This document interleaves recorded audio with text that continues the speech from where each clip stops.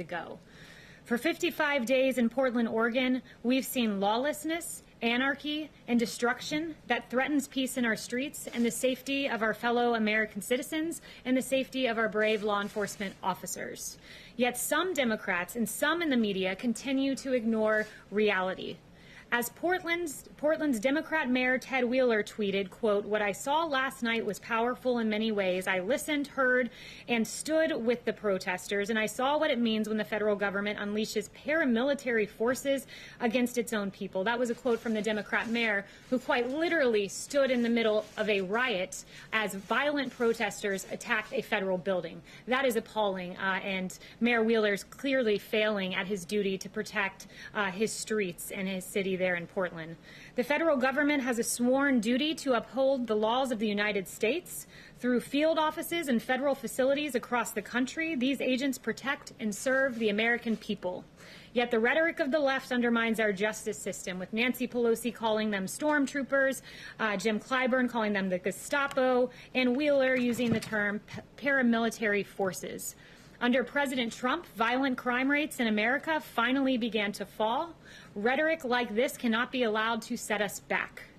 Augmenting the Federal Protective Service, guarding federal property in Portland, our brave officers have since augmenting them, I should say, our brave officers have faced all of these various things, like rioters barricading officers inside the Hatfield Federal Courthouse, trapping officers inside. A, quote, commercial-grade mortar firework was launched by rioters. A federal agent's hand was impaled by planted nails. Another federal agent was shot with a pellet gun, leaving a wound deep to the bone, and tragically, 3 federal officers were likely left permanently blinded by the rioters using lasers pointed directly at their eyes.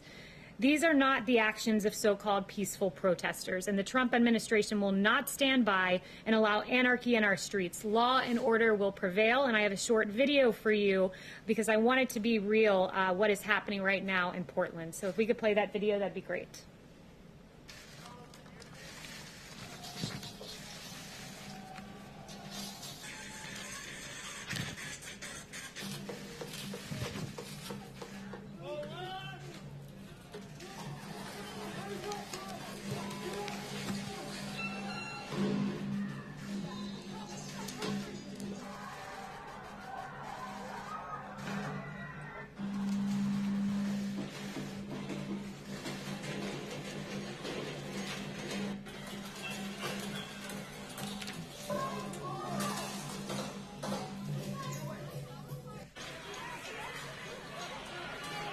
I hope someone kills your whole family. That wasn't me, Hillary. I hope they kill you too. I hope someone burns down your whole precinct with all y'all inside. Can't wait to see it. As you can see, that is anything but a peaceful protest, and this president will always stand on the side of law and order. And with that, I'll take questions. Yes. Thank you so much. I want to ask you about the convention, and then I have another question on foreign policy. First of all, has President Trump determined where he's going to or how he's going to deliver his speech? He said he was working on that yesterday. So he hasn't decided that just yet, but we have a number of really creative, exciting options that he's looking at. It's a question more for the RNC, but he's very excited about the prospect of what will come with the convention. And I want to ask you about something that he tweeted back in April. He said Joe Biden wanted the date for the Democratic National Convention moved to a later time period. Now he wants a virtual convention, one where he doesn't have to show up. Gee, I wonder why. Does the president regret that now? Well, as you know, I can't respond to Joe Biden. You'd have to ask the campaign about that. But the circumstances changed in Florida where we intended to have the convention. As the circumstances on the ground changed, the president changed his viewpoint on having the convention in Jacksonville at that particular location. I wanted to ask you about the president's phone call with Vladimir Putin. Did the president raise the issue of Russian bounties on the lives of American troops during that phone call? So as you know, that intelligence is unverified still to this day. There are dissenting opinions within the intel community. I won't get into the president's private discussions with a foreign leader. I was not on that call, but that intelligence is still unverified. But rest assured, our president will always stand with our military and protect them against any and every foreign adversary. Determination, Kayleigh, about what happened? He's been briefed now, right? Yes, thank you. Thank you. Yes, Nancy Pelosi and Mitch McConnell announced that John Lewis I'll come back to you next. will be lying in state at the Capitol Monday and Tuesday. Does the president plan to go to the Capitol to visit John Lewis on one of those days? I have no announcements about the president's upcoming plans, but John Lewis was a civil rights icon. We lowered the flag at the White House here to signify that. So I have no future announcements of the president's plans other than to make that one note. Yes. Thank you, Kayleigh. So the Senate has approved overwhelmingly a bill that would require the renaming of bases that are named after Confederate leaders. How is it that Senator Inhofe assured the president he was going to be able to remove that from legislation that has passed both chambers of Congress? Yeah, I'll leave that to Senator Inhofe as to how that works legislatively speaking, but the president was assured by Senator Inhofe that that would be changing and that Republicans stood with the president on this and stood with the rest of America. 56%, according to an ABC Ipsos poll, are opposed to the changing of the U.S. base name. Kevin. Kayleigh, thanks. Two quick questions. I think you probably hear this often. When can Americans expect some money in their pockets by way of stimulus? What's the president's plan to get that money to them as quickly as possible? And just a question about COVID reporting. Is the White House at all concerned about inaccuracies or inconsistencies with respect to COVID death reporting? So first, let me note, when we look at numbers, we want the most accurate reporting. And I went through last week at the CDC numbers. We want to make sure hospitals are truly reporting all the information they're getting. One of the systems of data gathering, only 81% of hospitals were reporting into. Another HHS system was getting a more full picture of what we're seeing in hospitals. So we want to ensure all of our information is accurate. And we trust the numbers that we're getting from HHS and CDC. And with regard to phase 4, those negotiations are ongoing. These are long and extended negotiations.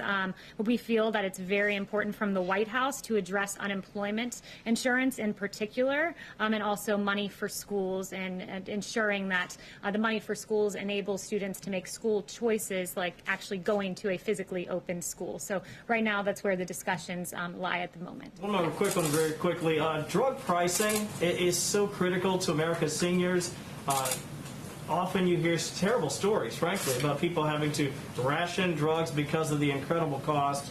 What exactly practically can the American public expect the president to do to lower the cost of prescription drugs? That's a great question. The president today at 3 p.m. will be talking about drug pricing, and he'll be announcing some actions he's taking on that front. So I'll leave it to him to announce those future actions. But, in 2018, he released a landmark blueprint to lower prescription drug prices. It's an issue he's been very passionate about, which is why he signed legislation ending the gag clauses that stop pharmacists from informing patients about lower drug prices, and average basic premiums for Medicare Part D prescription drug plans have actually fallen by 13.5% since 2017. So he's done a lot already, but more to come this afternoon, actually. Caitlin. I have two questions for you. This morning, Dr. Burke said that it is still an open question how rapidly children under 10 can actually spread COVID-19. But the other day, the president said they don't bring it home very easily and they don't transmit very easily.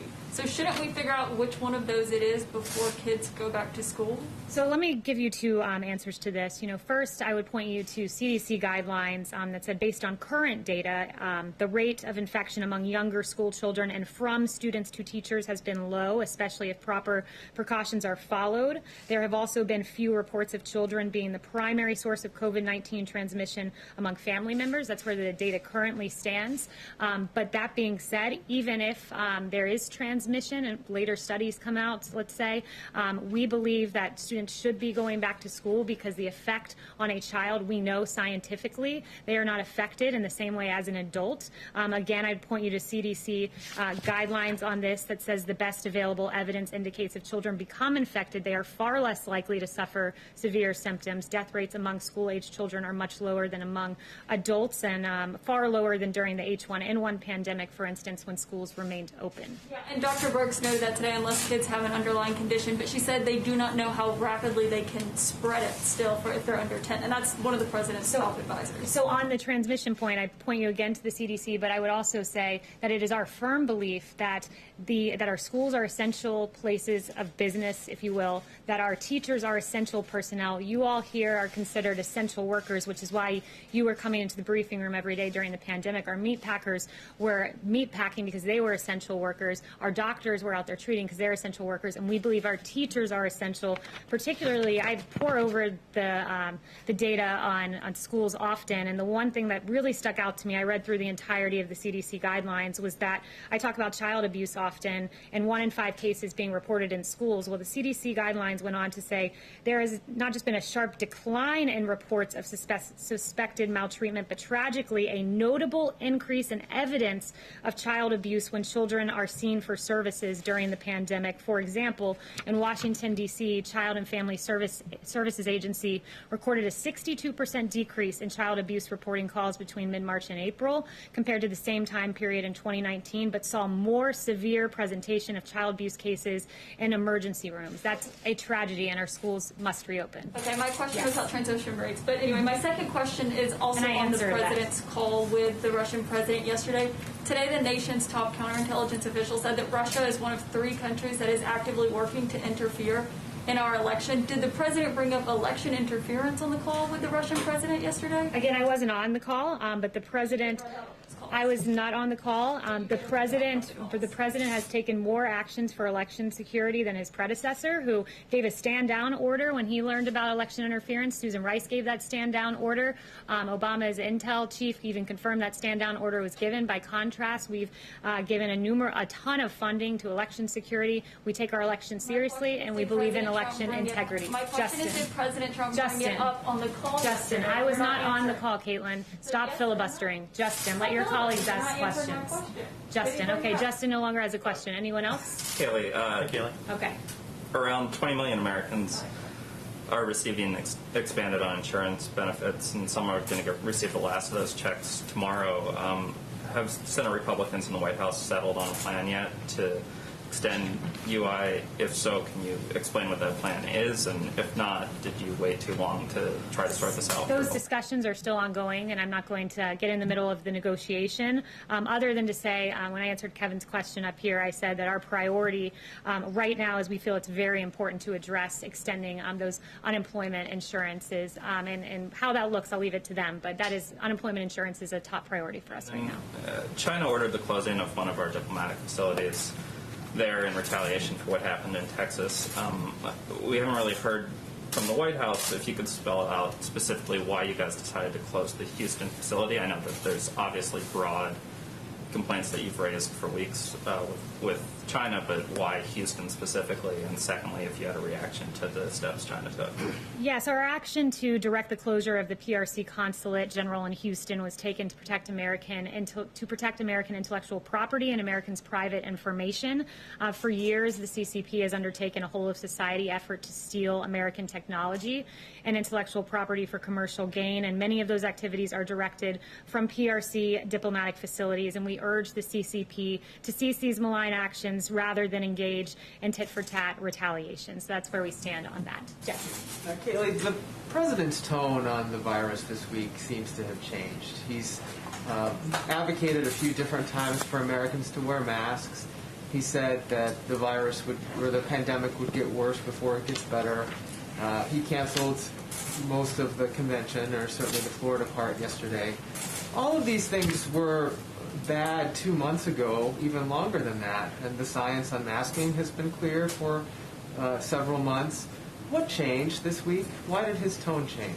There has been no change. The president said on March 31st, before there was even a recommended but not required guidance given by the CDC on mask wearing, the president already said, if you want to wear a mask, wear a mask. It doesn't harm anyone. And that was when our scientists even were, some of them were saying, don't wear a mask. So the president has been consistent on this. He wore a mask back at the Ford facility. He carries around in his pocket. He showed it to you multiple times. He hasn't changed. In fact, and just speaking on COVID generally, the way I've heard him talk privately in the Oval Office is the way he's talking out here. The only thing that changed is the president taking dozens and dozens and dozens of your questions each and every day, because he felt the best way to get information to the American people was for him to be out here answering your questions and providing this directly. The other part of the question, though, wasn't just about masking, although I would argue that if you look back and see when he called it politically correct, for example, that wasn't exactly agreeing with the science of wearing masks. But setting that aside, No, but let's not set that aside, because in that incident when he used the words politically correct, it was in reference, I believe you were asking him a question, was it?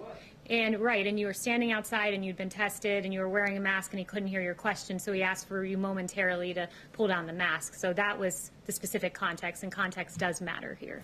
Okay, well, I didn't need to engage on that, but I was standing around other reporters and using the same mic that other people were using. That's why I left my mask on. Right. Well, he could not hear your question. He asked for you temporarily to pull it down. Everyone in the press pool's tested. So scientifically, you are not in a compromising position. But he hasn't changed his tone. But this president, the reason he wants to bring back these briefings is to get information out there. Like, we've done 52.9 million tests nationwide, 187 emergency use authorizations, for test manufacturing, 20 million swabs per month, use the DPA over 20 times.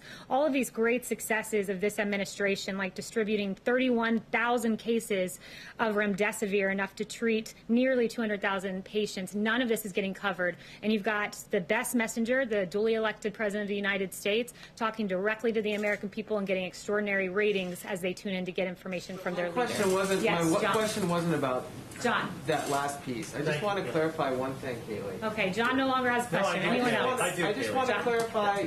I don't want to talk over it. If you don't mind, Jeff, maybe we can come back to you. I would like to finish my question. Yeah, well, Yeah, but when everyone in the question. front rows get 5 questions, people in the back row don't even get the opportunity to ask questions. Just that you're not answering the question. I want to ask about the Senate Defense Authorization Bill, which passed by a veto-proof majority yesterday, and the House earlier this week also passed their version of the defense bill, also by a veto-proof majority. And both of those bills contain mandates that the Pentagon rename these military bases, which are named in honor of Confederate generals.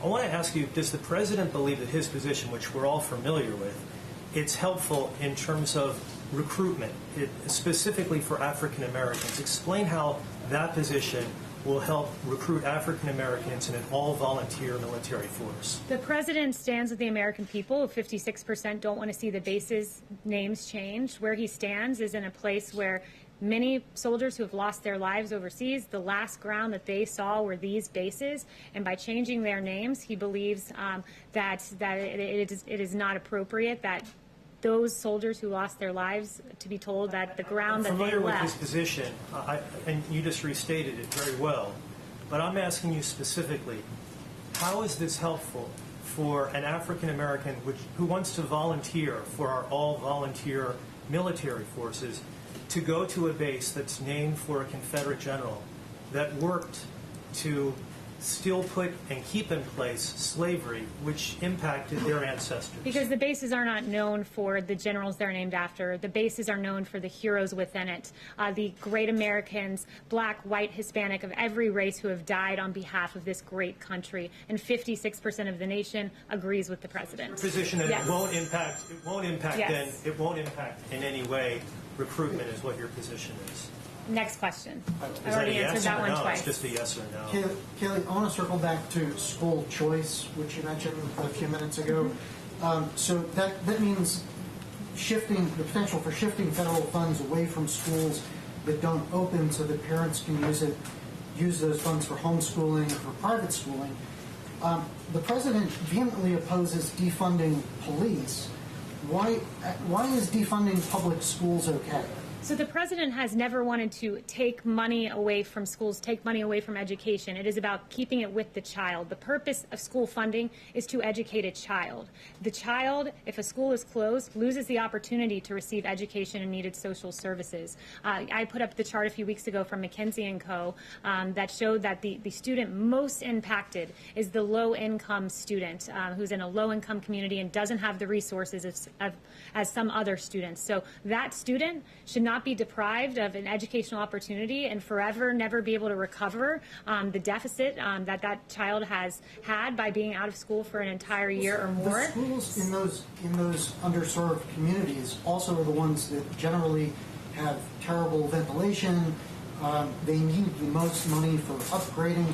If this money is shifted away from those schools, how will they ever get into a situation where they could, in the case of a pandemic, properly serve their population? Well, your question's a bit befuddling because if the problem is ventilation in schools and the school's closed and you're fixing the ventilation, the student isn't even in the facility because the school isn't even open. The whole point is the student deserves an educational opportunity and a good educational opportunity, which is why the money must follow the student. And I would also note in the CDC guidelines that they said, with regards to food in particular, that there are 15 million children participating in the school breakfast program, 30 million in the school lunch program, and they said, quote, "It is difficult to maintain this type of school nutrition program over the long term." And they were talking about how we've managed to get meal services throughout the periods of school closures, but they went on to say it's difficult to maintain this type of program over the long term. There are severe consequences. I've mentioned the child abuse, the loss in education, and also when it comes to nutrition services as well.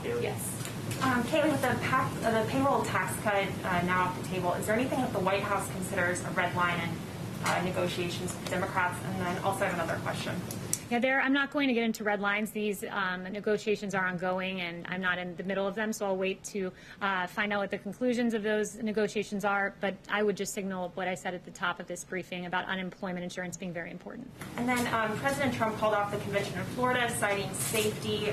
Does that give him pause for any of his future upcoming travel, like to Texas next week, which is a hot spot? We take all necessary precautions, and we protect the president, his staff, and we make sure that we're following the guidelines and social distancing, and so we don't have concern about future travel. Yes. The accusation that China is stealing intellectual property are not new. Why came this order to shut down the consulate in Houston now, roughly 100 days before the election? I'm not going to give any further information about our intelligence from the briefing podium other than to note what I told Justin earlier on that particular matter. Yes. Thank you, Kayleigh. On the question of reopening schools, yesterday, just minutes after the president announced that he was going to cancel the Republican convention events in Jacksonville, he also made the case again for reopening schools. So why is it not safe to hold a Republican convention, but it is safe to reopen schools? Yeah, the schools are a different situation when you have children who, as the CDC guidelines clearly note, are not affected in the same way as adults. We can make certain arrangements like social distancing in schools and follow the CDC guidelines that have been laid out and try to, they're the best world guidelines I referenced. We can get our schools up to the best place we can get them in, especially if we're given additional school funding, the $105 billion that was mentioned that we are keen to see in a phase 4. So it's a different scenario when you have packed adults in the room versus these students that we can make precautions and take measures to protect. Yes. Thank you, Kayleigh. I have a question about COVID, but first I want to ask about the use of federal officers. Does the president believe he has the power to send DHS agents and officers anywhere in the country that he wants to? The president believes that his authority is with regard to DHS, which is distinct from DOJ. There's Operation Legend, which is primarily led by DOJ, and that's just providing extra FBI and ATF and DEA agents to already existing places. It's just surging extra personnel in places that are out of control, like Chicago, for instance. Separate and distinct from Portland, which is DHS, and his power pertains to 40 U.S. Code 1315. I read that statute for you in the last briefing, so I won't bore you with reading it again, but that's with protecting federal property. So those are the two lanes that we've acted on and look at. For those DHS, those officers and agents, does he believe he has the power to send them anywhere he wants? He believes they're there to protect federal property, so I'll leave it to you to determine where's federal property. And just to follow up on that, I mean, has the president reminded those federal agents and officers that their constitutional obligation to not violate search and seizure rights, to not take people into custody without probable cause? Well, Chad Wolf is leading this operation over at DHS, and he has made clear that his officers are acting within the bounds of the law. Of course, we encourage everyone to act within the bounds of the law and the Constitution. He said he loves the Constitution. We haven't heard him speak about that particular part of the Constitution in this context. President Trump has repeatedly said that he wouldn't watch sports or support sports if players continue to kneel. So why has he agreed to throw out the first pitch at the Yankees game next month, considering that baseball players not at last night's games? Yeah, I'll leave it to him as to address the Yankees game. He's very excited to throw out the first pitch, and I was not a part of the discussions as to how that's going to work in terms of the first pitch. I've learned about it when you guys did, and he's very excited to throw it out. Yes. Thank you, Kayleigh. 2 questions. We understand that the governor of Florida is on campus today. Can you confirm and can you talk about that visit? Will he be meeting with the president? Yes, Governor DeSantis is here. He's here to be a part of the drug pricing event, but he will be talking and meeting with the president further to discuss COVID and other matters. Will they be discussing the convention? I had two questions, if I may ask the second one. This is why I like to save time for you guys in the back. I appreciate it. Don't often get to. Yeah. Yes. Do you have any guidance on when the president will be signing that immigration order that he's been talking about on DACA? Yeah, so no guidance other than to say I laid out that he would have a merit-based EO and he really would like a legislative fix for DACA and would like Democrats to come to the table, but no guidance on timing just yet. Chanel.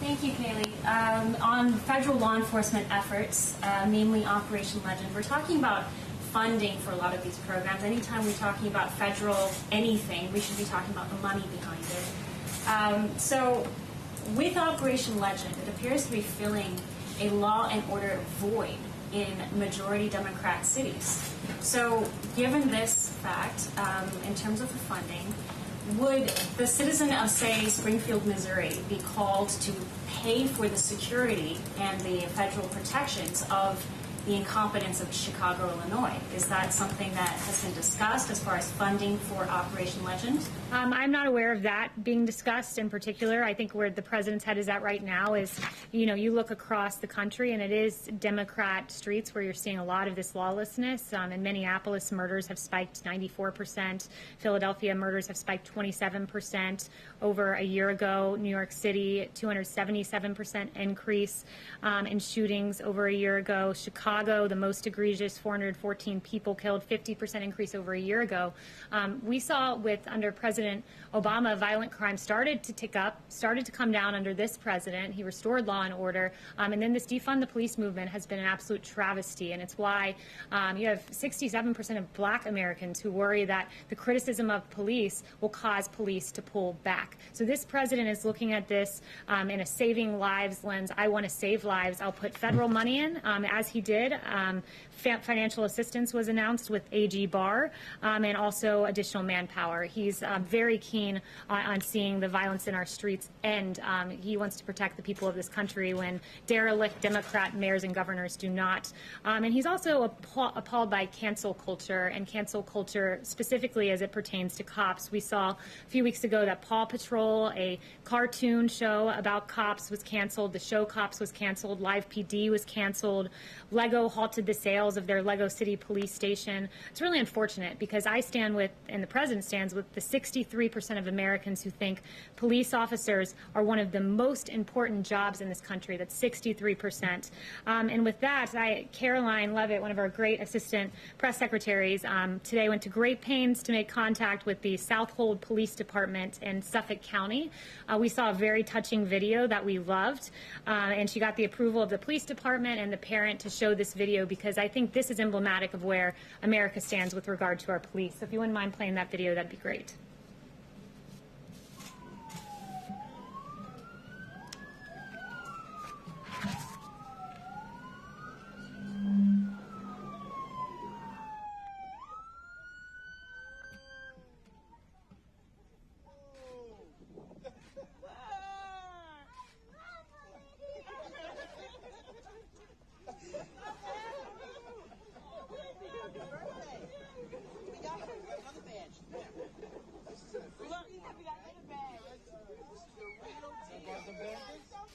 Thank you. What you want to be when you grow up? Yeah. They'll still be here, so. Thank you to our heroic police department around the country. America stands with you.